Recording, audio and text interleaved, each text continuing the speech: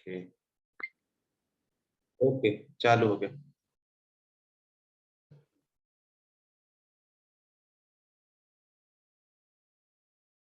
Okay ठीक है, okay, thank you. Om Shanti. मेरा आवाज आ रहा है सभी को? यस। आवाज आ रहा है? हाँ जी भाई, ओके। आ रहा है। ओम शांति आप सभी को। ड्रामा प्लान ओम अनुसार आज मीटिंग अहमदाबाद से हो रही है। इस समय हम अहमदाबाद में हैं और बहुत सारे घटनाएं हो रही चारों तरफ। समय आने पर इसका रहस्य आपको खोलेंगे। तो सबसे पहले निराकार शिव बाबा और उनके साकार माध्यम ब्रह्मा बाबा और आप सब ब्राह्मण परिवार को बहुत बहुत शुक्रिया कि आप सब आज ज्वाइन हो रहे हैं। आप सबका उमंग उत्साह से ये आज हमारा 28वां सत्र। आज तारीख है 12 मार्च 2022 और हम 10वें अध्याय में हैं। तो हम लेट्स स्टार्ट करते हैं।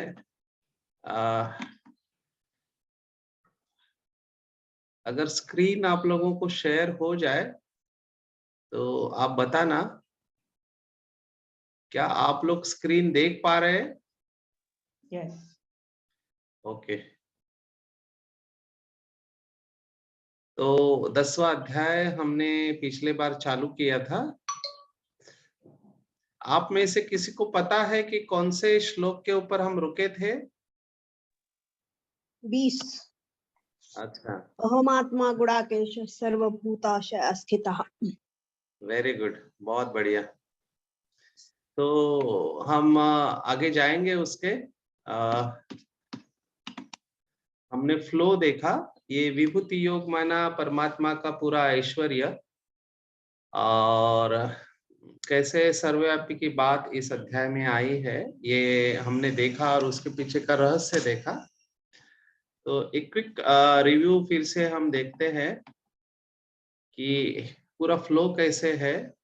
तो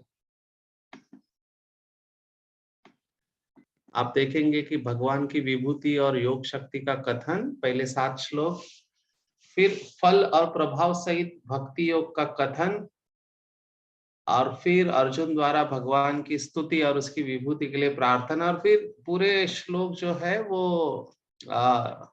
परमात्मा की विभूतियां है। ये महत्वपूर्ण शब्द हमने देखे थे, जिसमें सुरगणा देखा, सर्व पापे प्रमुच्यते देखा, 7 महर्षि हमने देखे, सनकादि कुमार देखा, और प्रीति शब्द के बारे में हमने देखा, परम धाम के से देखा, और केशु केशु च भावेशु ये देखा। और फिर ये 20वां श्लोक जैसे आप कह रहे हैं गुड़ाकेशा, ये हम देख रहे हैं। तो हम अन्वयार्थ के साथ जा रहे हैं। थोड़ा हम फास्ट जाएंगे। 16 प्रकार के, सॉरी, ये ऋषि के प्रकार हमने देखे थे। 21 सनकादि कुमार देखे, सनक, सनंदन, सनातन और सनंत कुमार।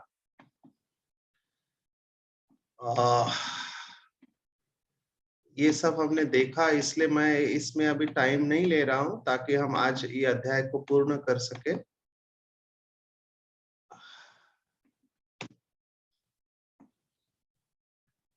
थोड़ा सा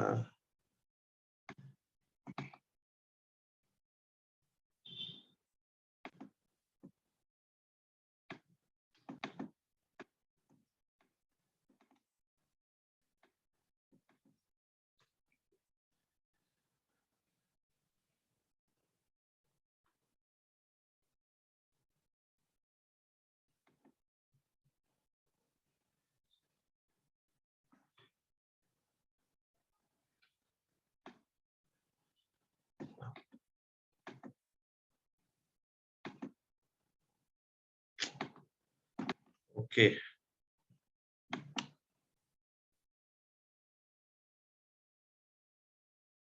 ये 21वां श्लोक हो गया था कि जो 33 कोटि करके देवताओं का वर्णन है, उसका एक अर्थ भक्ति मार्ग में दिया जाता है। कोई बताएगा उसका क्या अर्थ दिया जाता है? 33 कोटि का क्या अर्थ दिया जाता है शास्त्रों में? ये पोस्ट बहुत वायरल हुई थी, आप में से किसी ने पढ़ा है तो बता पाएंगे?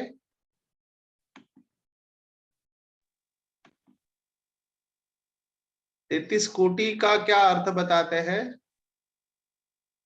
एक तो करोड़ और एक है 33 प्रकार, हाँ, ऐसे दो अर्थ। Very good.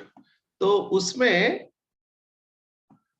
ये जो 12 पुत्र है आदिति के, है ना, तो ये श्लोक इसके बारे में है कि मैं आदित्य के 12 पुत्रों में विष्णु हूँ, ज्योतियों में सूर्य हूँ। जो बाबा कहता है ना कि ज्ञान सूर्य है, तो यहाँ पे लोग स्थूल का अर्थ लेते हैं, लेकिन ये पूरी सर्वव्यापी की बात जो है उसका यथार्थ अर्थ हमको लेना है। तो कैसे लेना होगा कि जितनी भी अच्छाई इस समय दुनिया में है, उस सब का स्रोत क्या है?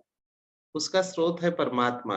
माने जितने भी आप सर्वश्रेष्ठ देख रहे हैं किसी भी चीज में, अभी इसका अर्थ कैसे लेना चाहिए, वो तो स्थूल रूप में अर्थ लेते हैं। तो आदिति के 12 पुत्रों में विष्णु है, या ज्योतियों में सूर्य है, या वायु देवताओं का तेज हूँ, या नक्षत्रों में चंद्रमा है। अभी ये सब बातें आपको आएगी तो ऐसे लगेगा कि यहाँ पर ये लोग ये कह रहे हैं कि जैसे कि सूर्य चंद्र ये सब मैं ही हूँ, और इसी बात को लेकर उन्होंने भगवान को कण कण में कहा है, और वो सर्वव्यापी की बात आई है। लेकिन वास्तविकता में हमको अर्थ ऐसे लेना चाहिए इसका, जो हमने पिछली बार भी देखा कि बाबा सतयुग की स्थापना करता है। तो सतयुग की स्थापना करता है माना क्या करता है? कोई बता पाएगा? सतयुग की स्थापना करता है माना क्या करता है बाबा? ट्रांसफॉर्मेशन। नहीं, सतयुग की स्थापना माना सतयुग क्या? की हाँ, सतयुग मतलब की जैसे स्थापना। सोना होता है, सोने से खाद निकालते हैं और वो प्योर बन जाता है, तो जो कली की दुनिया है उसमें से सारा खाद निकाल के वो नया ट्रांसफॉर्म हो नहीं जाता है नहीं क्या? नहीं नहीं नहीं, ये नहीं। यहाँ पे जो श्लोक चल रहा है उस हिसाब से बताओ। भगवान सतयुग की स्थापना करता है माना क्या करता है? भाव को पकड़ लेना चाहिए, लिटरल मीनिंग नहीं लेना है। फिर से गुण और शक्तियों को नहीं, हमारे में सॉरी, ये सर्वव्यापी की कली बात जो चल रही है उस हिसाब से बताओ। कलियुग का परिवर्तन करता है, सतयुग में परिवर्तन होता है।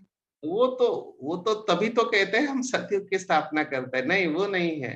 और कोई बताएगा कि बाबा सतयुग की स्थापना करता है, इसका मतलब क्या करता है? देखो यही बात है ना, हम कहना कुछ चाह रहे हैं और आप समझ कुछ और रहे हैं।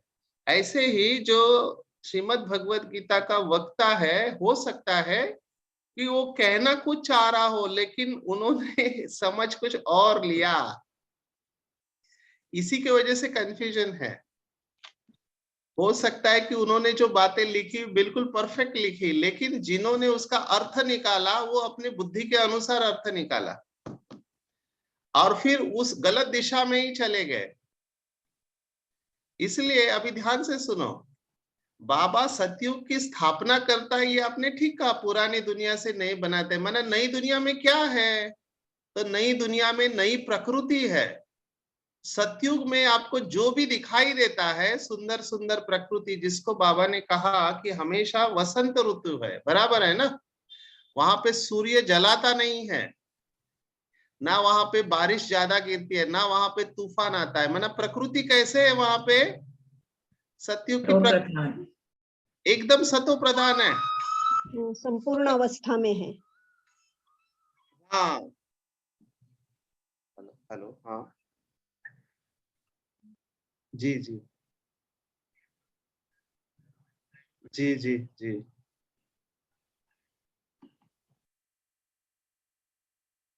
चलेगा, फिर मैं निकलता हूँ, ठीक है? मैं पहुंच, हाँ आ रहा हूँ, तुरंत आ रहा हूँ। तो जिसका डर था वही होने जा रहा है। आई एम सॉरी टू से, कुछ यज्ञ की इम्पोर्टेंट रिस्पॉन्सिबिलिटी है, तो मुझे यहाँ पर रुकना पड़ेगा। तो I am very sorry for this, लेकिन ड्रामा है, हम ड्रामा को स्वीकार करेंगे। यहाँ पे एक इमरजेंसी है जिसके लिए अहमदाबाद आना हुआ था, लेकिन मैं सब्जेक्ट को पूरा कर रहा हूँ कि बाबा ने सतयुग में श्रेष्ठ दुनिया की स्थापना की, बराबर है। प्रकृति सतो प्रधान, जिसमें सूर्य, चंद्र और प्रकृति सभी सतो प्रधान है। तो इनको जन्म देने वाला कौन हुआ? परमात्मा। परमात्मा हुआ। इसीलिए क्या कहा कि उसने इनको जन्म दिया। आप समझ रहे हैं?